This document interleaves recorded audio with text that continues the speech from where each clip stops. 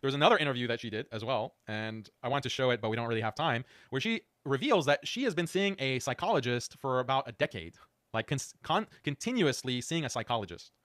Why? Because she suffers from clinical depression. She suffers from clinical depression and is suffering from all kinds of mental illness. So I'm sure she's actually taking some of these anti-anxiety or antidepressants. She's probably been taking it for years. And so imagine that. So that's a very revealing interview. And maybe we'll have a separate episode to look at this kind of. And she goes on and on about how she's never seen any happiness in her life. Her life is basically this chasm of depression and sadness. And no one has ever loved me. This is the kind of thing that she says. And, the interviewer who is talking to her, another simp, not this guy, but another guy is like, oh, wow, yeah, you need to self-love. You need more self-love.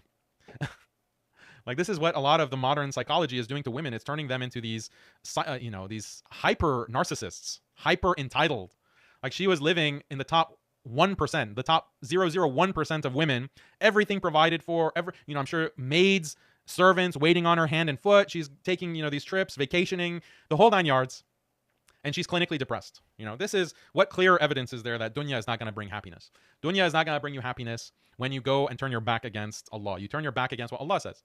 That is the message that all of you who watched Khalid and Salama or Salamon, you thought that you're watching something happy and beautiful. Couple goals. These are my couple goals. That's the reality. Is clinical depression. Clinical depression. Years of seeing a psychologist.